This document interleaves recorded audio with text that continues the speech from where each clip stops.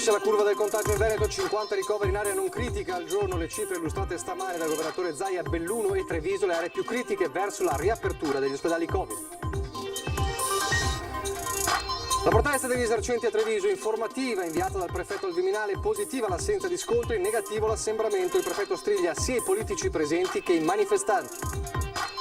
A Crevada di Conegliano la sfida di Claudio Vettoretti, titolare di un'enoteca ristorante che tiene aperto i locali dopo le 18. Domani al via nelle scuole superiori la didattica a distanza al 75%, toccherà ai presidi di sfruttare a seconda delle possibilità diversi modelli di utilizzo, resta il nodo trasporto pubblico da riorganizzare. Lo stop imposto allo sport giovanile, duro sfogo in una lettera del presidente dell'Union Pro Mogliano dopo i sacrifici fatti per ripartire, dice ci sentiamo traditi.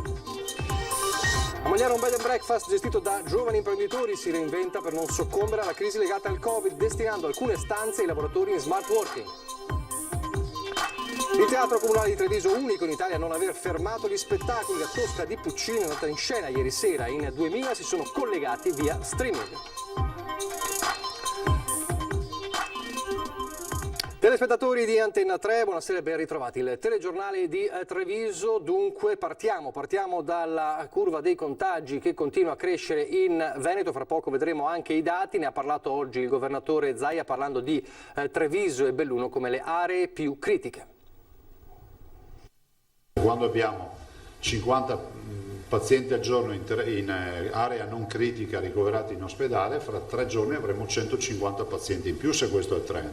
150 più 750 che abbiamo oggi fa 900. A 900 scatta l'area gialla per tutto il Veneto. Continua a crescere la curva dei contagi in Veneto e a preoccupare soprattutto quella dei ricoveri ospedalieri in area non critica, 50 in più al giorno e ogni 9 ricoverati, 1 finisce in terapia intensiva. Entro 3-4 giorni, annuncia il presidente della regione, tutto il Veneto entrerà in terza fascia sulle 5 individuate dal piano sanitario regionale. 2 province praticamente già ci sono. Belluno che è in terza fascia e che si vedrà costretta ad attivare sempre più letti presso l'ospedale di Belluno, e la provincia di Treviso che comincia ad essere interessata da ricoveri importanti in area non critica, che quindi passerà velocemente alla terza fascia. Questo significa, continua Zaia, dedicare alcuni ospedali del Veneto solo alla cura dei pazienti Covid. E qualcuno potrebbe dire: ma perché chiudete 10 ospedali in Veneto gradualmente, li dedicate a solo pazienti Covid? Perché non possiamo meticciare la degenza in maniera indifferenziata tra Covid e non Covid? Parallelamente la Regione vuole rafforzare le cure domiciliari, è già stato creato un gruppo di lavoro per riformulare i protocolli. Capire quale sia il miglior protocollo di cura per la cura domiciliare, ovviamente in collaborazione poi con la medicina territoriale e i medici di base, affinché il paziente si senta sereno, tranquillo e sia seguito. Intanto domani, con la partenza della didattica a distanza al 75% per gli studenti delle superiori, in Veneto il trasporto pubblico locale si sgraverà di 200.000 persone su un totale di 1.200.000 pendolari. Considerate che però questi sono tutti nell'orario di punta del traffico, quindi avranno secondo me molta più evidenza perché sono quelli degli assembramenti. Alla domanda se il Veneto abbia intenzione di chiudere con un'ordinanza i centri commerciali, Zaia risponde così. La stiamo affrontando sta roba, però vorrei vedere anche il governo cosa fa, visto considerato che nel DPCM ha detto che non serve chiudere i centri commerciali. Allora, a proposito di governo, in questo momento il Premier Conte, che sta illustrando in una conferenza stampa l'esito del Consiglio dei Ministri sui ristori alle imprese, l'abbiamo detto anche nel telegiornale del Veneto, 6,8 miliardi alle imprese annunciate dal sottosegretario all'interno Variati. Sentiamo un velocissimo passaggio del Premier. Per i lavoratori. In questi giorni stiamo incontrando tutte le varie associazioni di categoria, le loro associazioni di rappresentanza, semplici delegazioni di lavoratori. Parlo ovviamente delle categorie direttamente interessate da queste misure restrittive. Sta venendo fuori un dialogo aperto, un approccio costruttivo. Voglio ringraziare tutti loro pubblicamente. Non ci sfuggono infatti i sacrifici, le difficoltà che ancora una volta sono chiamati a sostenere. Avevamo promesso che li avremmo sostenuti con ristori adeguati e rapidi e così sarà. Ora però il nostro obiettivo è tenere sotto controllo la curva epidemiologica, mettere in sicurezza il Paese. Le nostre scelte possono essere legittimamente criticate. Per fortuna viviamo in uno Stato democratico, quindi le scelte del governo è giusto che siano sottoposte a sindacato, ma voglio chiarire che non abbiamo operato scelte indiscriminate. Non abbiamo chiuso attività che ritenevamo non importanti, superflue o meno importanti di altre. Per noi, per il governo, non ci sono operatori economici, lavoratori di serie A o di serie B. Per evitare che la curva ci sfugga è indispensabile ridurre le principali occasioni di socialità, le tante occasioni di contatto che caratterizzano. Allora, queste le nostra parole che vita sta sociale. portando avanti, insomma, il discorso di Conte. Avete sentito, abbiamo ricordato 6,8 miliardi, quindi 6 miliardi e 800 milioni di euro per le imprese. Non ci sono lavoratori di serie A e di serie B. Abbiamo incontrato, insomma, gli operatori dei vari settori. Allora, sarebbe interessante capire cosa ne pensa il titolare dell'Enoteca Vettoretti di Crevada. Siamo a Conegliano, dove si trova il nostro Lucio Zanato insieme a Simone Merlo. Perché? Perché il titolare di questa enoteca ha deciso di tenere aperto dalle 18 oggi, una vera e propria sfida a quelle che è il DPCM. Lucio. Sì, buonasera Nicola, buonasera ai telespettatori di Terra 3. Mi trovo all'esterno dell'Enoteca Vettoretti qui a Crevada. Con Simone vi facciamo vedere buio alla mia destra, buio alla mia sinistra, e qui invece è tutto acceso. Andiamo subito dentro perché questo è un vero e proprio, diciamo così, movimento che Claudio Vettoretti ha voluto portare avanti, una sorta di protesta civile, pacifica, ma comunque una protesta, e non è da solo. Ci sono tutta una serie di clienti che in realtà sono degli amici e sono anche degli altri esercenti. Claudio Vettoretti, buonasera. Buonasera. Allora, abbiamo appena sentito il Presidente del Consiglio che ha detto che è giusto fare critica, è giusto nella democrazia capire che magari certe scelte sono difficili, però lui dice noi mettiamo in piedi, mettiamo sul banco anche tanti soldi per il ristoro alle aziende che stanno chiudendo. Allora, io non credo ai soldi che mettono sul banco per il ristoro, perché a noi ne sono arrivati pochissimi, per non dire nulla, 600 e 1000 euro, abbiamo 40 dipendenti. Quello che noi chiediamo al governo, e vogliamo solo dare un segnale forte, noi vogliamo lavorare in pace, vogliamo che il governo impari a programmare. Aveva tutta l'estate per preparare questo DPCM, e assieme al DPCM poteva preparare i soldi per il ristoro e le casse integrazioni, che ancora ad oggi per i miei dipendenti di questo locale non ci sono. Abbiamo chiamato i sindacati, abbiamo chiamato tutti, sono solo bugie per ora. Ma lei sa che insomma adesso con questa apertura, voglio dire, va incontro sicuramente a delle sanzioni penali. Certo, non penso sanzioni penali, penso sanzioni amministrative, perché abbiamo parlato con gli avvocati. Comunque noi andiamo incontro a quello che è giusto che lo Stato ci dia per quello che abbiamo fatto, ma noi vogliamo dare un segno in modo che il governo cominci a dialogare con l'opposizione, perché se litigano non andiamo da nessuna parte. Lei poi tra l'altro ha scritto al Presidente del Consiglio, cosa gli ha scritto? Insulto. Ho scritto varie volte, doveva fare i compiti per l'estate, come facevano i ragazzi a scuola, in modo da arrivare preparato a questa cosa, invece lui alla prima interrogazione è caduto sulla buccia di banana. Lei comunque continuerà a tenere aperto finché qualcuno la farà chiudere? Beh, io penso che ci faranno chiudere, anzi forse me lo auguro, così almeno un pensiero in meno mi dedico alle altre attività. Però noi non molliamo mai, siamo veneti. Ecco, ci può portare da qualche suo collega ristoratore per sentire, perché c'è la solidarietà. Rudy, si giri, lei è un altro ristoratore, giusto? È venuto qui per solidarietà ma anche per fare il cliente. Esatto, un po' per dargli solidarietà, e dico che è una cosa, 1,5 miliardi, 2 miliardi di ristoro per i ristoratori, e quante terapie intensive si potevano comprare con questi soldi a marzo? Mi domando solo questo, è già là, si capisce tutto. Grazie.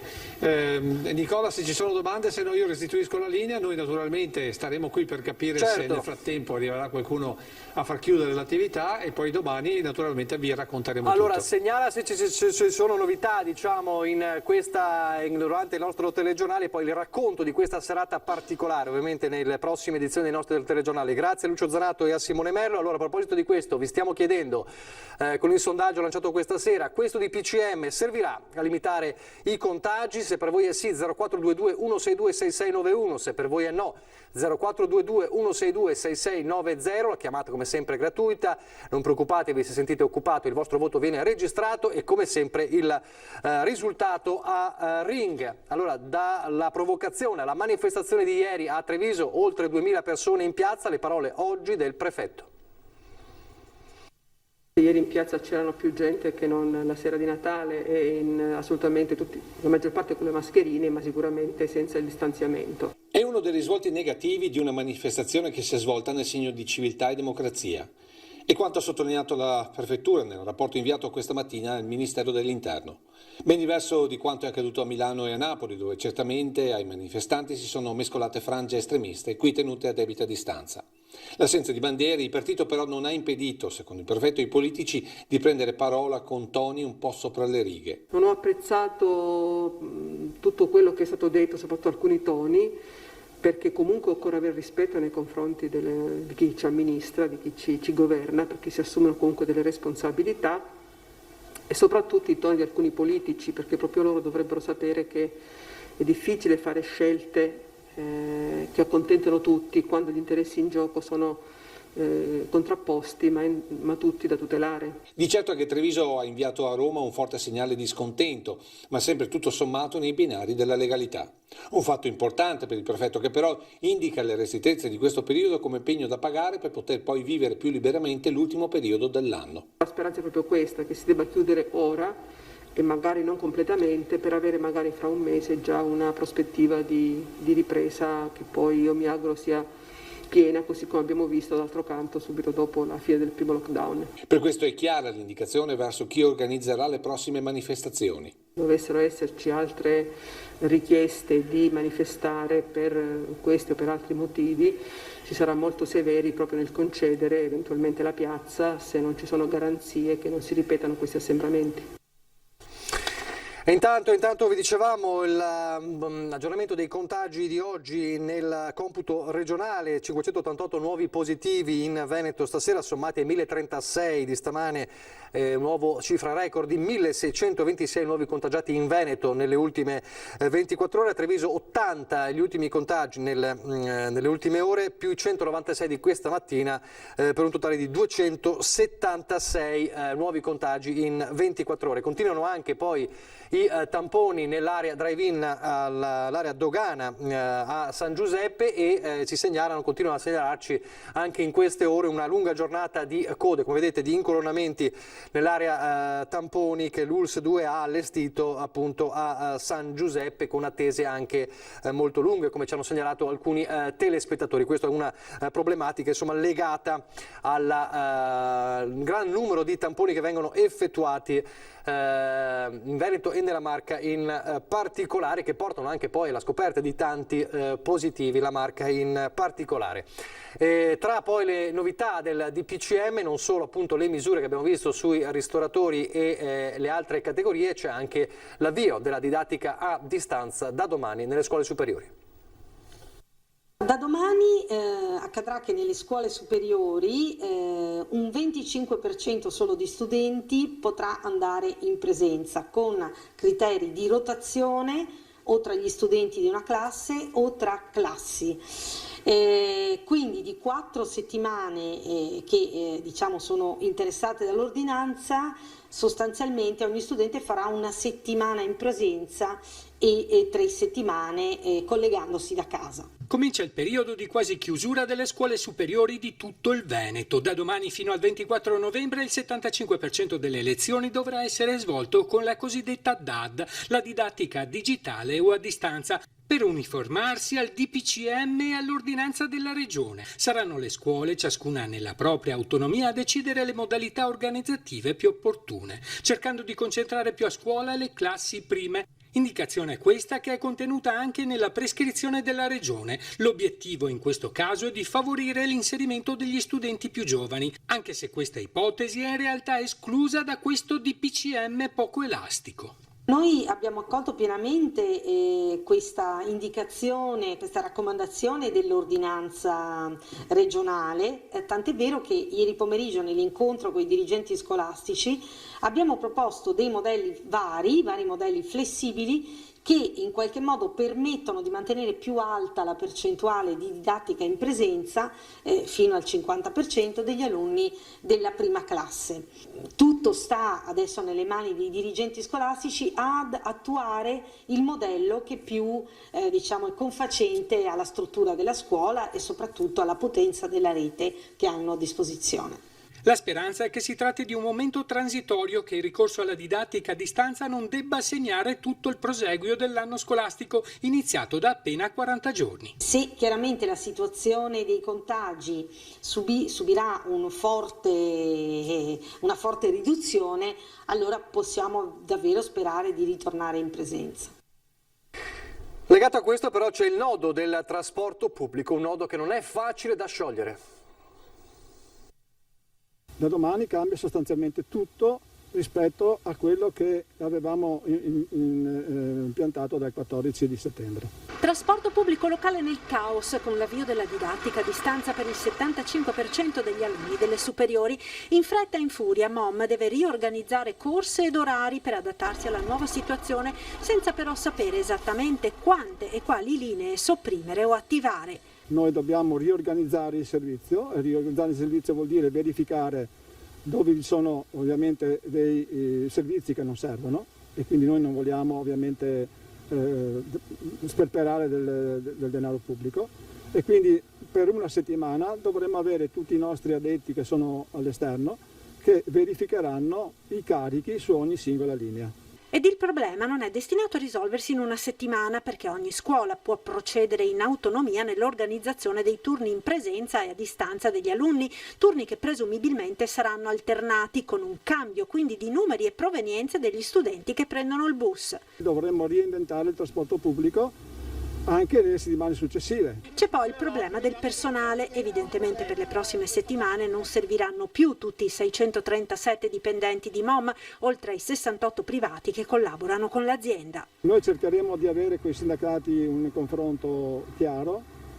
Abbiamo delle giornate di ferie da smaltire, cercheremo di utilizzare queste giornate di ferie da smaltire, e poi col sindacato troveremo le soluzioni più adatte.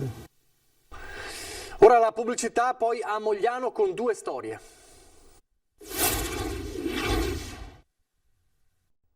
Di nuovo in studio in diretta il telegiornale di Treviso, e allora di nuovo il DPCM, gli effetti del DPCM, come lo stop imposto allo sport giovanile, uno sfogo in una lettera del presidente dell'Union Pro Mogliano. Noi non siamo dei portatori, tra virgolette, di questo virus, anzi noi lo combattiamo forse più di altre situazioni. Ripete ai nostri microfoni lo sfogo che ha affidato a una lunga lettera aperta Enrico Lorenzoni, presidente dell'Union Pro Mogliano, società di calcio che conta nel settore giovanile 300 tra bambini e ragazzi. Racconta i sacrifici della ripartenza compiuti dalla società, dalle famiglie, da bambini di appena 6 anni che pur di allenarsi e di giocare hanno imparato a prendere tutte le precauzioni, scendere in campo con la mascherina, sanificare i palloni o anche solo mangiare un gelato seduti uno lontano dall'altro. Ora, di fronte allo stop, dice: mi sento tradito. Il mio dispiacere è enorme per il fatto che, come si può notare anche alle mie spalle, i nostri spazi sono veramente enormi, non abbiamo a oggi, ringraziando Dio, nessun caso di positività, abbiamo rispettato tutto quello che ci è stato imposto, con sacrifici anche economici da parte della società, abbiamo chiesto sacrifici ai genitori, ma abbiamo chiesto soprattutto sacrifici ai bambini, quindi non capisco il perché ci stanno facendo chiudere. Rispetto al DPCM il Presidente ha chiesto chiarimenti, pazienza a non giocare, dice, ma almeno si consenta ai ragazzi di allenarsi al campo sportivo. Ieri abbiamo tenuto chiuso, quindi i ragazzini sono rimasti a casa, oggi dovremo cercare di riaprire con allenamenti singoli, quindi dare la possibilità a tutti i nostri ragazzini di poter entrare in questi spazi verdi e fare un piccolo allenamento da soli, però almeno non stanno a casa davanti a computer. Sport giovanile con un importante ruolo sociale, costretto a fermarsi mentre i professionisti continuano a giocare. E chiediamo soltanto di poter rimanere aperti, non tanto per le partite, quello è forse l'unico momento di calcio, ma per far fare sport ai ragazzi. E a Mogliano c'è anche la storia dei giovani imprenditori che gestiscono un bed and breakfast e che si reinventano per non soccombere alla crisi. Guardate come. È un'emergenza che sta colpendo molto forte la prima economia del Veneto e noi non ci arrendiamo, vogliamo continuare a tenere la testa alta. Alvise Giusto, 27 anni, spiega con poche ma efficaci parole in questo video il perché insieme al socio e ai collaboratori con cui gestisce il Reletto T di Mogliano ha deciso di reinventare l'offerta di una struttura che fino a pochi mesi fa, vista la vicinanza con Venezia, viveva solo di turismo e viaggi d'affari, destinando 3 stanze ai lavoratori in smart working. Da quando è iniziato questo periodo di emergenza abbiamo riscontrato un calo nelle prenotazioni, specialmente dai turisti esteri. Noi lavoravamo molto bene con americani, australiani, canadesi. Abbiamo lavorato per un periodo con gli europei e qualche italiano anche che ha approfittato della situazione un po' per visitare Venezia e le città vicine. Però da 2 mesi a questa parte abbiamo riscontrato un calo ancora maggiore e pur noi avendo abbassato anche le tariffe, i prezzi. Quindi da qua è nata l'idea di offrire le nostre camere come camere per smart working. L'idea è quella di intercettare chi in casa non ha uno spazio adeguato per lavorare o voglia spezzare la routine. In altre zone d'Italia e in altri paesi d'Europa lo smart working in albergo pare abbia già preso piede e le limitazioni legate alla pandemia sono destinate a incrementare questa pratica. È proprio su questo che vogliamo puntare, a offrire uno spazio adeguato, tranquillo e sicuro per chi vuole lavorare e aumentare la propria produttività. Torniamo in città, adesso il dibattito dopo il ritrovamento dei piloni di un ponte della Treviso Romana nel cantiere dell'ex sede provinciale. Domani è previsto un sit-in di sensibilizzazione al quale però il sindaco Conte ha già risposto. Era inevitabile che scavando all'interno del centro riemergessero le testimonianze storiche della Treviso del passato, che nello specifico, nell'area all'interno del cantiere dell'ex sede provinciale di Via Battisti, sono questi basamenti di un ponte che molti già indicano di epoca romana. Una sorta di ponte de pria del municipium, quando la roggia non era ancora stata deviata verso l'attuale ponte delle Sedute o Mussolini a fini industriali, considerando che in questa zona operavano dei settifici antenati delle moderne filate. 2 arcate che probabilmente sorreggevano la cinta muraria, poi spostata più volte e più in là fino all'ultima di Fra Giocondo, per intenderci quella che delimita il moderno put automobilistico. Un ritrovamento che si spera non faccia la fine di altri spariti o nuovamente interrati. Per questo domani mattina, verso mezzogiorno, diverse associazioni, tra cui Italia Nostra, si ritroveranno davanti al cantiere, non solo per salvare il ponte, ma per renderlo attrattiva turistica. L'idea è quella di vetrare l'area come ha fatto da tempo e in più luoghi Oderzo. Una prospettiva che viene condivisa dal sindaco, considerando che l'intera ricostruzione prevede una parte del nuovo immobile di proprietà comunale. Ci sono dei reperti archeologici incredibili che possono diventare delle opportunità per la nostra città, quindi adesso insieme all'impresa, insieme alla proprietà, capiremo quale sarà il modo più corretto per valorizzare quello che è un nuovo tesoro che la città di Treviso ha fatto riaffiorare. Dall'archeologia al teatro, ieri la Tosca di Puccini via streaming è stata un successo. Stasera ma è spettacolo breve, tu m'aspetti sull'uscio della scena e alla tua andiam, soli soletti. La Tosca sul palcoscenico del Teatro Comunale di Treviso, il pubblico è virtuale via streaming. Teatro Stabile del Veneto e Comune non hanno voluto fermare la produzione di Musicantus malgrado il DPCM. Siamo stati l'unico teatro d'Italia a aver voluto dare questo segnale, quindi a andare lo stesso in scena, ovviamente a porte chiuse in totale sicurezza, e a mandare la Tosca, la nostra prima in streaming. Il pubblico ci ha seguito, sono stati oltre 2000 gli utenti, gli spettatori unici che hanno seguito, quindi vuol dire 4 volte, anzi sì, più di 4 volte il pubblico che sarebbe stato in sala. E credo che sia stato un segnale molto importante anche nel rispetto nei confronti degli artisti e quindi di supporto a tutte le categorie, perché vuol dire che tutti coloro che hanno lavorato a questa prima straordinaria saranno e sono stati pagati, ma anche un segnale importante di continuità.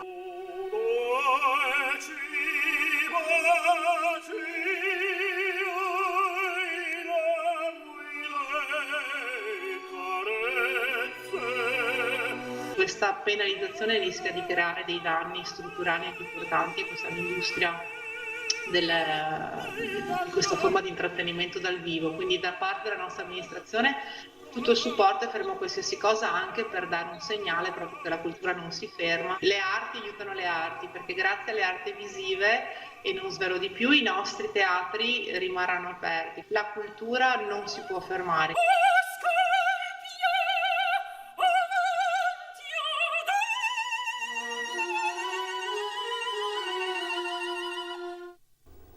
Adesso le notizie dal Bellunese.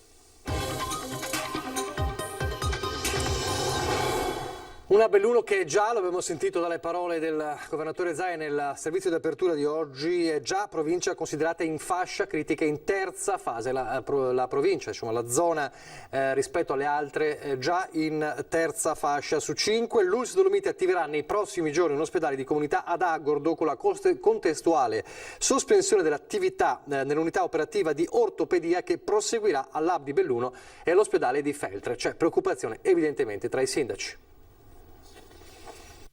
La situazione è sicuramente molto critica, molto grave, bisogna intervenire, forse si è intervenuti un po' in ritardo rispetto a quello che avremmo dovuto fare e forse le misure adottate non sono esattamente quelle che ci aspettavamo. L'emergenza Covid crea preoccupazione diffusa sia per l'aspetto sanitario che per la tenuta economica del territorio bellunese. Pur tuttavia, secondo il sindaco di Belluno, le misure contenute nel DPCM sono esorbitanti rispetto all'obiettivo che si dovrebbe perseguire.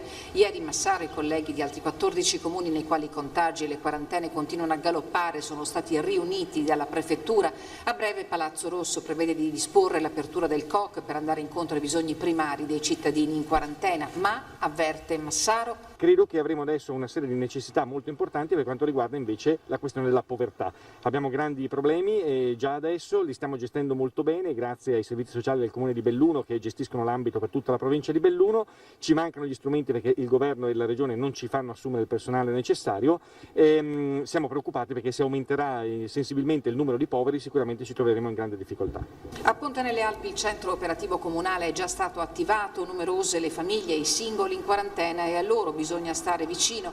Dopo una settimana critica si è stabilizzata l'emergenza alla casa di riposo dove il 50% fra ospiti e personale è risultato contagiato e il comune è intervenuto con accordi esterni per trasferire i pazienti. È chiaro che le case di riposo in provincia meritano attenzione e soprattutto un protocollo d'intesa in sinergia perché se c'è bisogno la collaborazione e una task force dell'ULSS deve essere sempre pronta ad intervenire. Aumentati i controlli per il monitoraggio del rispetto delle regole, Vendramini guarda con particolare apprensione al weekend di Halloween. Rivolgo in questo momento un appello ai giovani che sono possibili veicoli di trasmissione perché le regole vanno sempre rispettate nei parchi giochi, a scuola, nelle vie. C'è chi ha posto il problema anche durante l'incontro in prefettura del fine settimana, quindi di Halloween. Raccomandiamo la massima attenzione e il massimo rispetto delle regole. E poi a Longarone la rabbia e il rammarico per il rinvio di Arredamont. Avevamo le mochette primi in Italia antibatteriche, perché sappiamo che i virus possono andare anche sulle scarpe, ma addirittura anche tutta la sanificazione dell'aria con la totale certezza di non avere nemmeno i virus influenzali o del raffreddore che ci davano per la fiera. E ci viene detto di no all'ultimo momento? Non funziona così. Da una settimana all'altra l'organizzazione di Longarone Fiere si è dovuta arrendere all'ineluttabile. Salta Arredamont, il cui inizio era stato programmato dal 31 ottobre. Una situazione vergognosa, sbotta Gianangelo Bellati. C'è anche un'emergenza economica e non si può affrontarla cambiando idea dall'oggi al domani. Noi abbiamo messo soldi di fronte ad una certezza che c'era stata data di poter svolgere la fiera, e questa cosa è gravissima perché denota o una mancanza di programmazione o una mancanza di interesse o di comprensione di ciò che vuol dire fare attività di impresa. Il presidente di Longarone Fieri accusa nessun tipo di attenzione è stata riservata dal governo al settore fieristico, che più di tutti sta pagando per questa emergenza e che non vede un orizzonte temporale. E dal punto di vista dei bilanci devono o chiudere o andare in fallimento, e quindi arriveranno le fiere di altri paesi, penso soprattutto alla Germania, dove invece il governo è all'unità, che ci compreranno per una pipa di tabacco. Sull'ente fieristico di Longarone pende una spada di Damocle. Il rinvio sub iudice di Arredamont per il momento pare essere l'unica soluzione intelligente. Cerchiamo di ribaltare in positivo una situazione estremamente negativa, quindi le date in realtà ci sarebbero, perché il primo o il secondo fine settimana prima delle feste natalizie. Certo, rimane questa spada di Damocle terribile, che è quella appunto di una situazione imprevedibile anche a livello di scienziati, perché nessuno poi sa veramente che cosa questo virus farà in futuro. Ieri sera le immagini dell'abbraccio simbolico di oltre un centinaio di persone radunate attorno alla fontana dei giardini di Piazza dei Martiri a Belluno per appunto dare un segnale agli impianti natatori, alle palestre, alle scuole di danza e di yoga, tutto ciò che ruota attorno al mondo dello sport costretto a chiudere dalle norme imposte dal DPCM. Non una protesta ma un gesto di vicinanza che aveva riaperto rispettando le regole e poi appunto si è visto chiudere dal DPCM. Questo è l'abbraccio simbolico di ieri a Belluno. Alle 21:15 come sempre Ringa, come ogni martedì, oltre che al lunedì ci saranno Nicola Finco della Lega, Vanessa Camani del Partito Democratico, Marco Bonet del Corriere del Veneto, poi due imprenditori, David Marchiori dell'Osteria Plip di Mestre, Iuri della palestra Dorian Gray di Maserre, e poi anche il sindaco di Treviso Mario Conte. Vi lascio al meteo, arrivederci.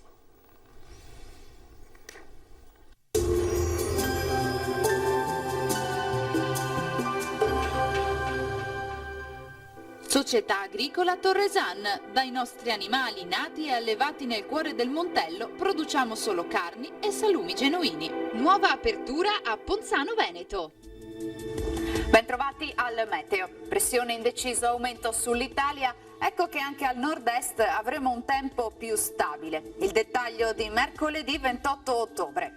Sul Veneto generali condizioni di bel tempo, tuttavia nelle ore più fredde della giornata saranno possibili foschie e nebbie in pianura e localmente sulle vallate. Per il resto ampio soleggiamento dappertutto, cielo sereno o al massimo velato. Temperature minime tra 5 e 9 gradi, valori massimi oscillanti invece tra i 14 e i 17 gradi all'incirca. Ci spostiamo ora sul Friuli Venezia Giulia, anche qui avremo al mattino cielo localmente nuvoloso, dal pomeriggio invece tanto sole un po' su tutti i settori della regione. Temperature minime fino a 11 gradi, massime sui 17-18 gradi.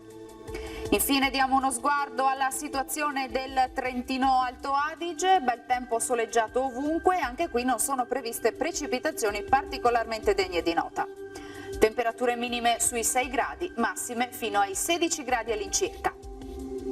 Dal meteo di Antenna 3 per ora è tutto, arrivederci al prossimo aggiornamento.